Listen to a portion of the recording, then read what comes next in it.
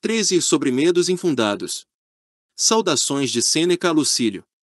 1. Eu sei que você tem muita garra, pois mesmo antes de você começar a equipar-se com máximas que eram saudáveis e poderosas para superar obstáculos, você estava se orgulhando de sua disputa com a fortuna. E isso é ainda mais verdadeiro, agora que você se atracou com a fortuna e testou seus poderes. Pois nossos poderes nunca podem inspirar uma fé implícita em nós mesmos, a não ser quando muitas dificuldades tenham nos cortejado por inúmeros lados, e ocasionalmente tenham se atracado conosco. Somente dessa maneira o verdadeiro espírito pode ser testado, o espírito que nunca consentirá em submeter-se à jurisdição de coisas externas a nós. 2. Esta é a marca de tal espírito. Nenhum lutador pode ir com alta expectativa para a luta se ele nunca foi espancado. O único concorrente que pode entrar com confiança na luta é o homem que viu seu próprio sangue, que sentiu seus dentes chocalhar sobre o punho do seu adversário, que foi derrubado e sentiu toda a força da carga do seu adversário, que foi abatido não só no corpo, mas também em espírito. Aquele que, quantas vezes cai, levanta-se novamente com maior teimosia do que nunca. 3. Então, para manter a minha analogia, a fortuna muitas vezes no passado foi preponderante sobre você, e mesmo assim você não se rendeu, mas saltou ereto e manteve a sua posição ainda mais determinadamente, pois a virilidade ganha muita força ao ser desafiada. No entanto, se você aprovar, permita-me oferecer algumas salvaguardas adicionais pelas quais você pode se fortalecer. 4. Existem mais coisas, Lucílio, susceptíveis de nos assustar do que existem de nos derrotar. Sofremos mais na imaginação do que na realidade. Eu não estou falando com você na linha estoica, mas em meu estilo mais suave. Pois é a nossa maneira estoica falar de todas essas coisas, que provocam gritos e gemidos, tanto sem importância como irrelevantes, mas você e eu devemos proferir palavras grandiosas, embora, Deus sabe, verdadeiras. O que eu aconselho você a fazer é, não ser infeliz antes que a crise chegue, já que pode ser que os perigos que o empalidecem como se estivessem o ameaçando agora, nunca cheguem sobre você. Eles certamente ainda não chegaram. 5. Assim, algumas coisas nos atormentam mais do que deveriam, algumas nos atormentam antes do que deveriam, e algumas nos atormentam quando não deveriam nos atormentar. Temos o hábito de exagerar, imaginar, antecipar a tristeza. A primeira dessas três faltas pode ser adiada no momento, porque o assunto está em discussão e o caso ainda está no tribunal, por assim dizer. O que eu chamo de insignificante, você considerará ser mais grave, pois é claro que eu sei que alguns homens riem enquanto são açoitados, e que outros estremecem com um tapa-orelha. Consideraremos mais tarde se esses males derivam seu poder de sua própria força ou de nossa própria fraqueza. 6. Faça-me o favor. Quando os homens o rodeiam e tentam convencê-lo a acreditar que você é infeliz, considere não o que você ouve, mas o que você sente, e tome conselho com seus sentimentos e se questione independentemente, porque você sabe seus próprios assuntos melhor do que qualquer um. Pergunte: há alguma razão por que essas pessoas devam compadecer-se de mim? Por que eles deveriam estar preocupados ou até mesmo temerem alguma contaminação de mim? Como se problemas pudessem ser transmitidos? Existe algum mal envolvido? Ou é apenas uma questão de mau relatório, em vez de um mal? Coloque a pergunta voluntariamente a si mesmo.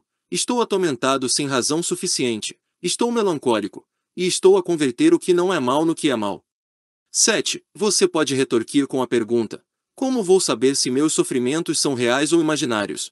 Aqui está a regra para tais assuntos. Somos atormentados por coisas presentes, ou por coisas vindouras, ou por ambos. Quanto às coisas presentes, a decisão é fácil. Suponha que sua pessoa goze de liberdade e saúde, e que você não sofra de nenhuma lesão externa. Quanto ao que lhe acontecerá no futuro, veremos mais adiante. Hoje não há nada de errado. 8. Mas, você diz, algo vai acontecer. Em primeiro lugar, considere se suas provas dos problemas futuros são certas. Pois é mais comum que nos incomodemos com as nossas apreensões, e que sejamos zombados por aquele zombador, o boato, que costuma instalar guerras, mas muito mais frequentemente liquida indivíduos. Sim, meu caro Lucílio, concordamos muito rapidamente com o que as pessoas dizem. Não colocamos à prova as coisas que causam nosso medo, não as examinamos a fundo, titubeamos e nos retiramos exatamente como soldados que são forçados a abandonar seu acampamento por causa de uma nuvem de poeira levantada pelo estampido do gado, ou são lançados em pânico pela divulgação de algum rumor não autenticado. 9. De alguma forma, é o relatório negligente que nos perturba mais.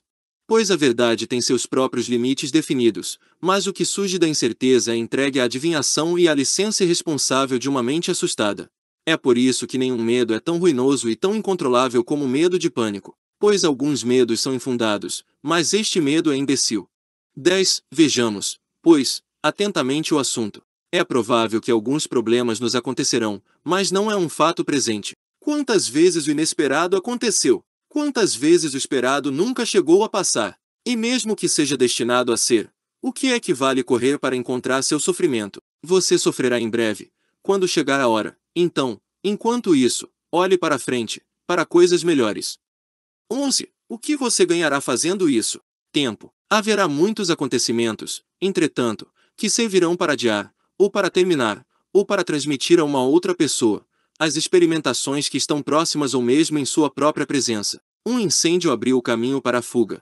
Os homens foram derrotados por uma catástrofe. Às vezes o movimento da espada é parado na garganta da vítima. Alguns homens sobreviveram aos seus próprios carrascos. Mesmo a má fortuna é inconstante. Talvez venha, talvez não, entre mentes, agora, não é. Então, esperemos coisas melhores.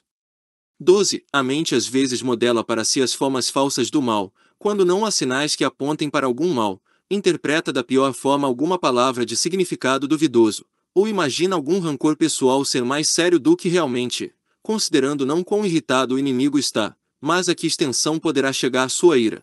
Mas a vida não vale a pena ser vivida, e não há limites para nossas dores, se entregarmos nossos medos ao máximo possível. Neste assunto, deixe a prudência ajudá-lo, e despreze o medo com um espírito resoluto mesmo quando ele está à vista. Se você não pode fazer isso, combata uma fraqueza com outra, e tempere o seu medo com esperança. Não há nada tão certo nesse assunto de medo como as coisas que tememos darem em nada que as coisas às quais esperamos zombarem de nós. 13. Consequentemente, pese cuidadosamente as suas esperanças, assim como os seus temores, e sempre que todos os elementos estiverem em dúvida, decida em seu favor, acredite no que você preferir. E se o medo ganha a maioria dos votos, incline-se na outra direção de qualquer maneira, e deixe de incomodar sua alma, refletindo continuamente que a maioria dos mortais, mesmo quando não tem problemas realmente à mão, certamente os tem esperados no futuro, e tornam-se excitados e inquietos. Ninguém se segura, quando começa a ser incitado à frente, nem regula o seu alarme de acordo com a verdade. Ninguém diz, o autor da história é um tolo, e quem crê nela é um tolo, assim como aquele que a fabricou.